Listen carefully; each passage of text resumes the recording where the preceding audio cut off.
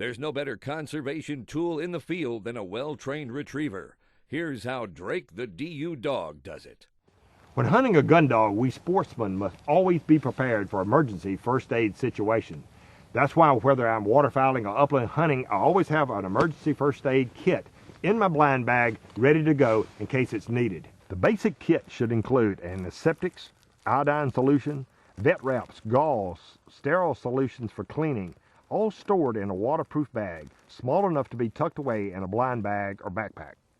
So today we have Dr. Lee Payne from Oxford, Mississippi, a vet and also a retriever enthusiast himself. And he's going to show us some basic tips on how to address some lacerations and puncture wounds should something occur to you in the duck blind.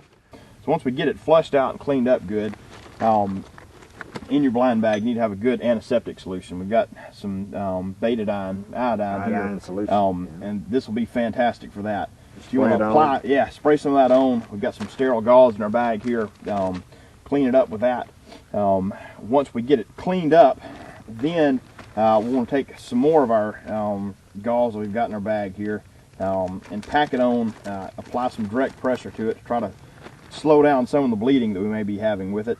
Okay. I'll let you hold that for me, Mike. Put it right on the cut.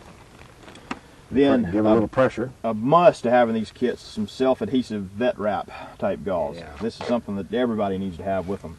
It's important with this not to wrap these things too tight. This gauze goes on here really tight, so you want to pull it off the roll before you start wrapping it to the dog's leg. Once you get a tear the size of the one we're talking about with Drake here, it's time to call it a day in the field and start heading back to the truck. We'll need to get these guys into our local vets as soon as we get in from the field.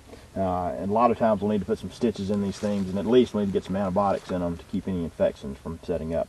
Thanks for those useful tips that we hope we never have to use. But you know, hunting a dog in the field, you just never know when you're going to be called upon to render emergency first aid. So be prepared.